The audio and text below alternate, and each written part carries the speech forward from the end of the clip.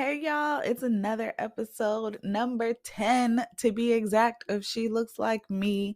10 for the win. We made it. This is the final episode of season 1, and it is proof that delayed does not mean denied because we are a little behind in getting this out, but it's been a little hectic this month. So I'm happy to at least be getting this out in time to say happy Black History Month and happy upcoming Women's History Month because that's in March. There won't be any episodes dropping in March because, again, this is episode 10, which is the final one for season 1. But we are taking a small break to get ready for season 2, doing some recording during that time. And again, like I said, business is getting a little hectic. So thank God for that. But we're going to take some time and focus on some client work too. So I wanted to take this last and final episode to do a few things. To recap the last few months, the last 9 episodes, and talk about some of my favorite clips, some of the things that I have learned or relearned on this podcast journey. I definitely want to share my highs and my lows because, this is a healing space. We're learning things not only about ourselves, but other people. And, I want to share my highs and lows. And then I definitely also want to share my top 3 favorite clips. So I'm going to share 3 clips from past episodes that were just some of the highlights, some of the moments that I enjoyed, especially because I know so many of the people that I have interviewed. I know I've known them personally for years. So I just enjoyed being able to do this in this space with them. And so I'm going to share a few of those clips. Gratitude is a big part of my world these days, and being grateful for the people who have helped me, who have contributed to getting us here to 10 episodes. I have not done this alone, and I won't even act like I did. So I got to make sure to say thank you to some people who helped me on this journey. So let's get into it. The first thing I want to talk about are my highs and my lows. So my high, first of all, okay, let's talk about all of the amazing and wonderful women I've been able to connect with in doing this podcast. Okay, making new connections with dope Black women and getting to reconnect with women I've known, supported, and who supported me on my journey.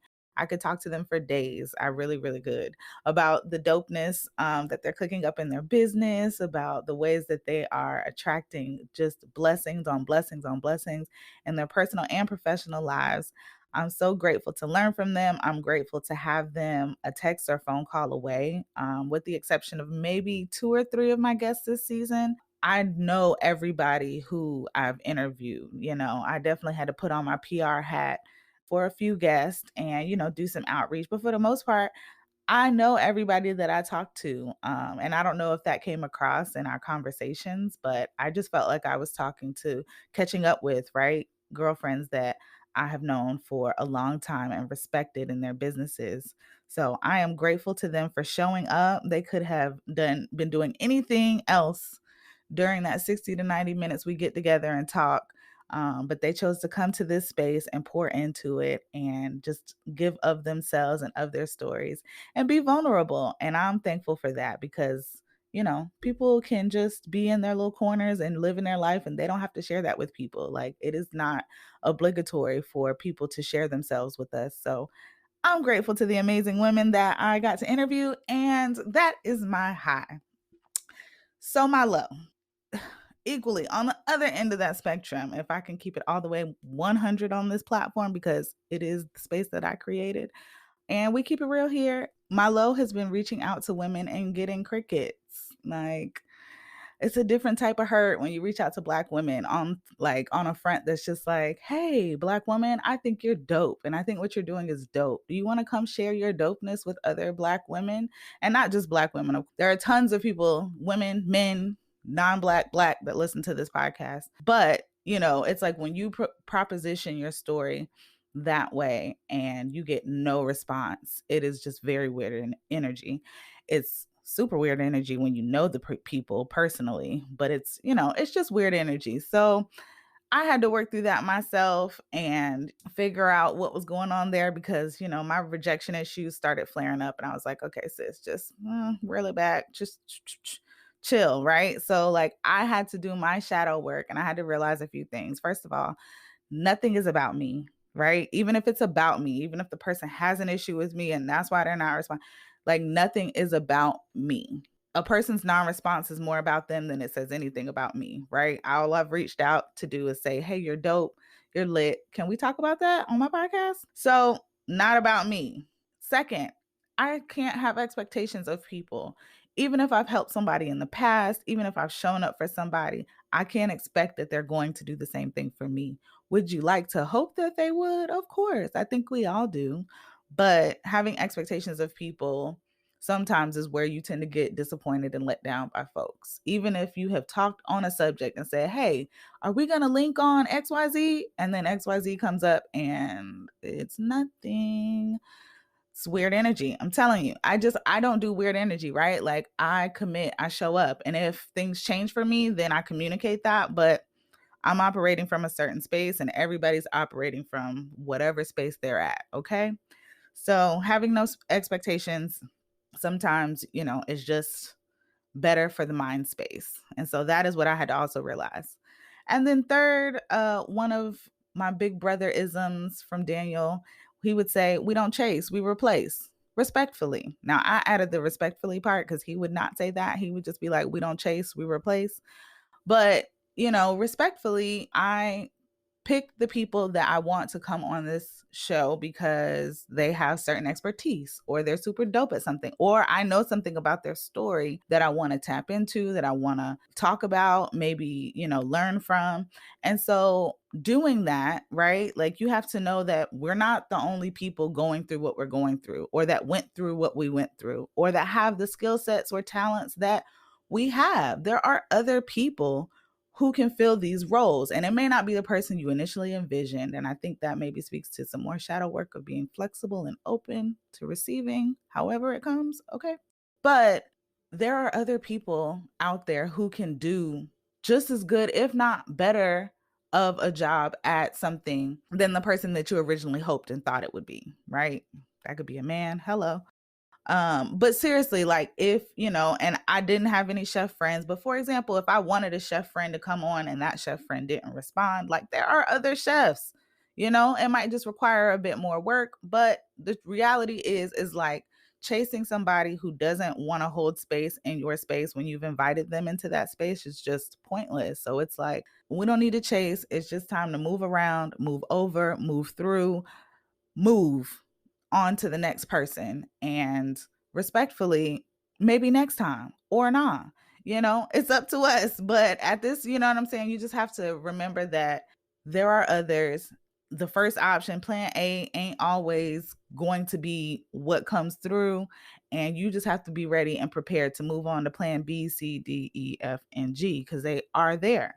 So those are my highs and my lows. Again, connecting with amazing Black women, it's lit. I can't even tell you how much they have calmed my nerves, okay? Because recording myself is stressful to me, okay? Even though I am in the comfort of my home, I am in the comfort of my space with my whole setup. But it's still, because I know that this is going to go places and people are going to listen to it and it's a thing. But I don't really care. We just gonna do it, right? So I'm grateful to the women for bringing their energy, bringing their peace and calm, and bringing all of their dopeness and just good energy. I can't explain it, but if you have been listening, you already know. And if you haven't been listening, well, maybe it's time to go back and do that. Next, I want to jump into the top 3 things I've learned during season 1 or relearned. So the first thing I learned is, first of all, podcasting is not easy, okay? If you have other friends who are doing podcasts, call and check on them, okay? It is a lot of work. It's not easy, but it's so much fun. I don't think people realize how much goes into developing a podcast, then launching the podcast, then promoting the podcast, then reaching out to guests, creating topics we're talking about, not sounding crazy, not judging yourself, not saying 1,000 times.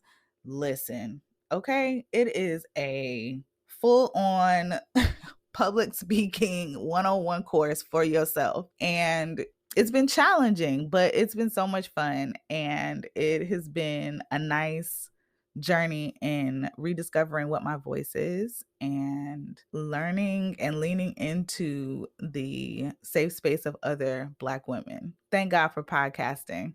The second thing I learned is having a lit network is everything. Like I said earlier, all but 3 of my guests this season are personal contacts. So the three guests that I wasn't personally acquainted with before, I now consider them in my network and women that I would support and connect with in the future, and have already connected with in other ways outside of the podcast. But having a lit network is so it's I can't explain how transformative. When I thought about doing this, I started making a list of people. And that list is still pretty long in terms of the people that I want to come on and I want to join me and I want to talk about different topics. So future seasons to come, right? But the majority of the women that I had on this season are people that I'm a phone call or a text message away from.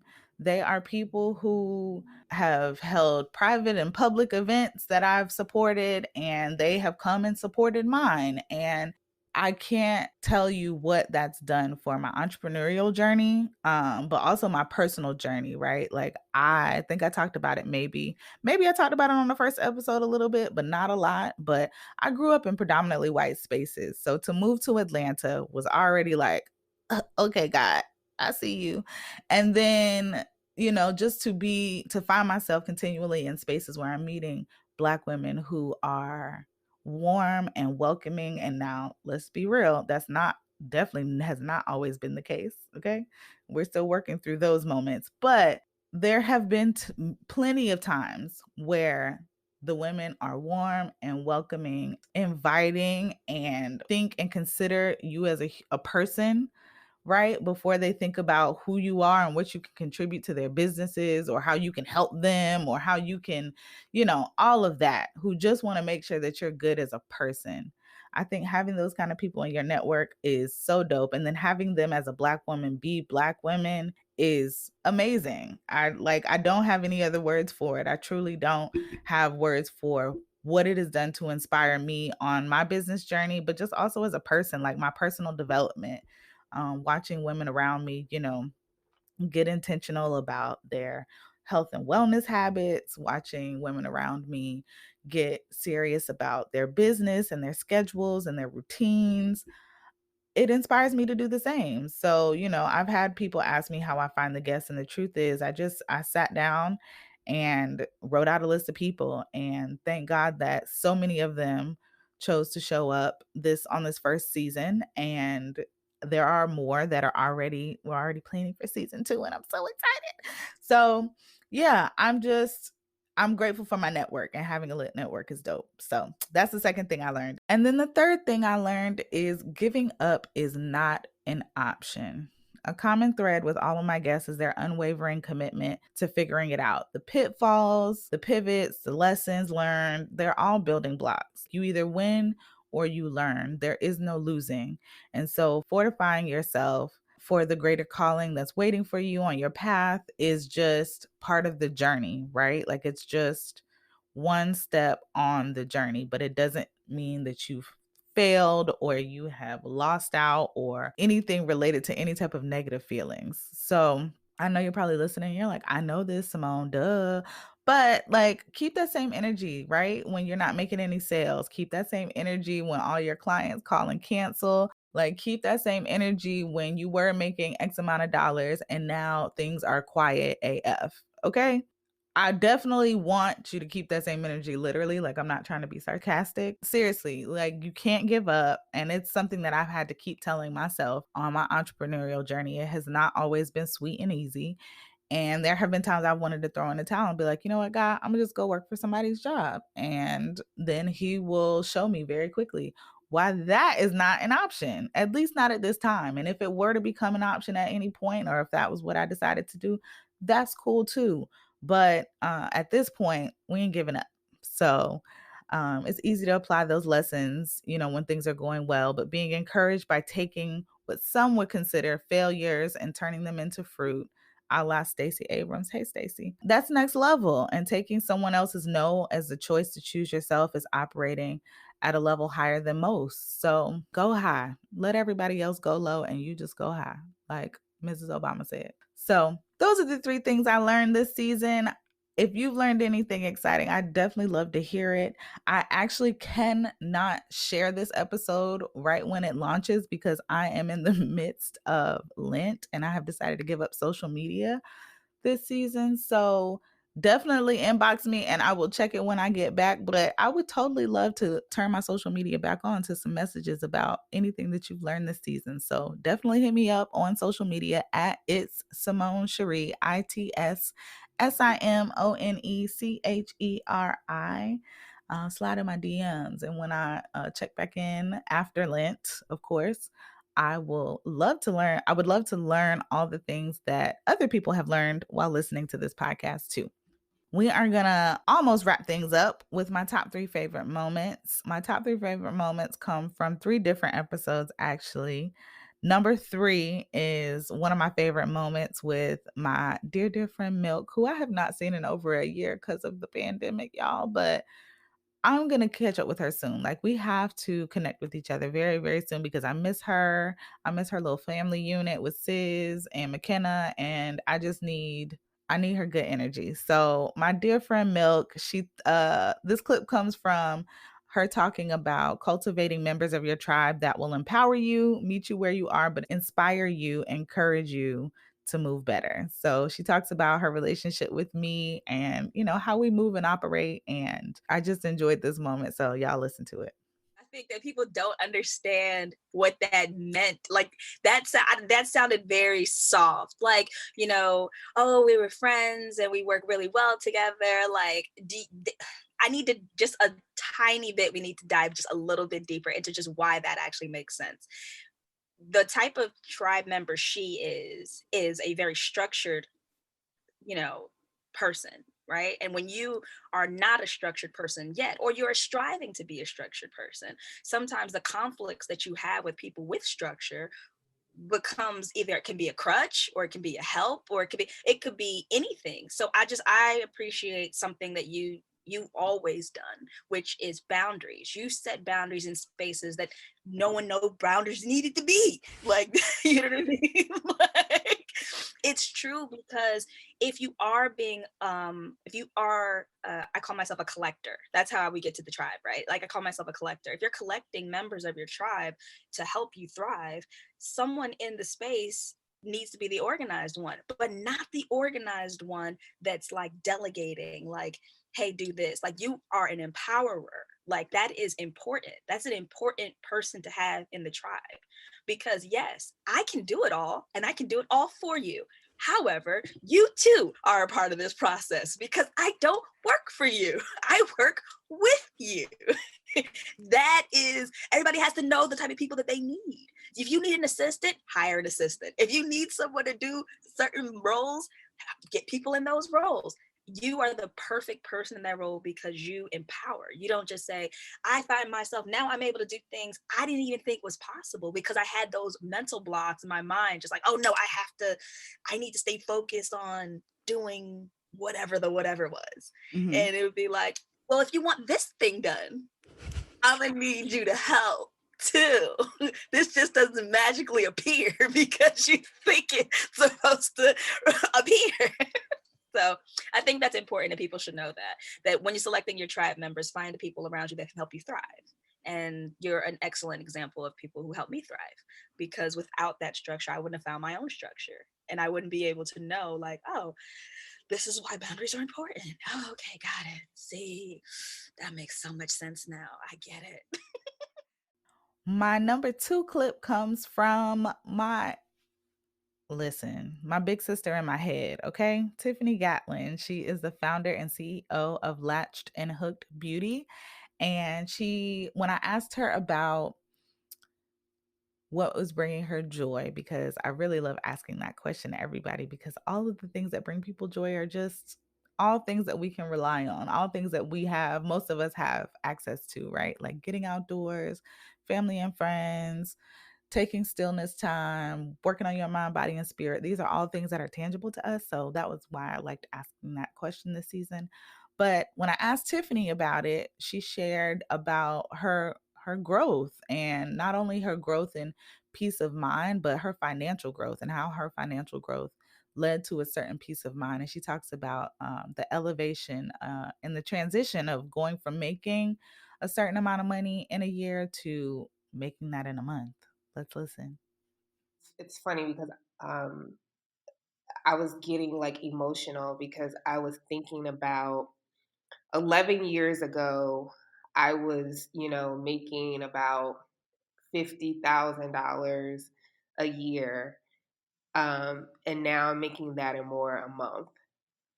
And what's bringing me joy is to know that I have the financial freedom to be able to, my son is going to college, next year. So knowing that I'm going to be able to pay his college tuition without having to get loans like I had to do when I was in school, and just be able to really set my family up for the wealth track is bringing me joy.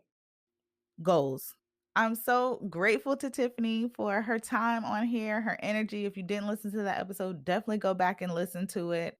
And my number one favorite moment. First of all, the whole episode with Dr. Jamel Rogers, I believe that was episode 8, was lit. It was so good. If you want some good free game from a licensed therapist who is doing the work not only on herself but for her clients, go back and listen to that episode, okay?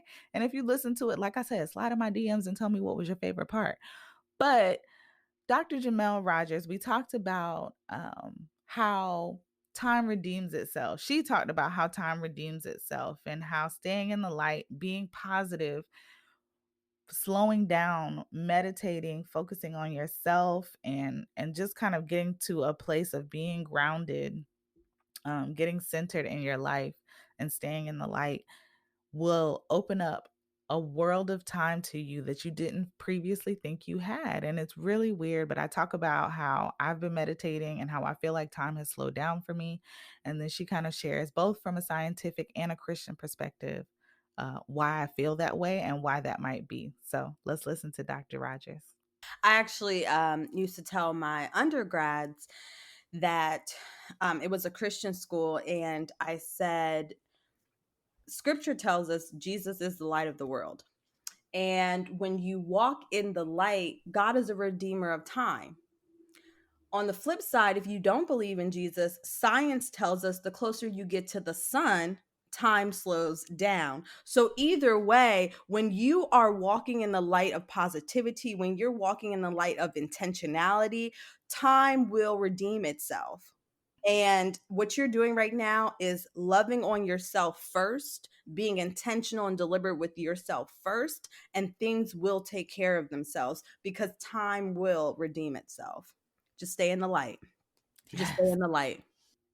Like I said, it was lit. So go back and listen to some of the episodes listen to all of them. What am I talking about? Not some of them, 1 through 9. And then this one. If you're already listening, just go back 1 through 9. Just listen to them. Make sure to like, share, subscribe, tell your friends, tell your mom, tell your auntie, tell your cousins, anybody who needs to listen to these, just share the link. So I want to close out by saying thank you so much. I have so many thanks, right? I have so much gratitude and so much appreciation for everybody who has been involved in this process. I have to send super uber love to and thanks to those who helped me see this through. Thank you to my friend and my podcast consulting bae Chantel. I love you, boo. Thank you to my friend Sam Buck, who provided the music, and the artist on the track, Kiane Star. It pays to have dope ass friends, okay, who are talented. Shout out to them. And thank you to each and every single one of my guests who I've had on this season. I've learned and laughed so much over the last few months, but I'm even more excited for next season. We've already started recording and scheduling interviews, and it's going to be so dope. So stay tuned for that. I want to say a huge thank you to you for tuning in this season. We have had a pretty solid audience, because I'm a marketing person. So, of course, I'm looking at the analytics and stuff a little bit. But more than anything, I'm just enjoying the energy. I'm enjoying when people message me or text me or call me and tell me that they listened to an episode and that they thought something was dope or they enjoyed a conversation that we had on this space. So I'm grateful for this space that's been created, and I look forward to doing more of that with more dope women and men, because I did say that, I think on the first episode too, I said I was going to have some men. I didn't have them on the first episode, or excuse me, on the first season, but they come in, so they're going to get their shine too, because I'm all about a Black man getting his shine, okay?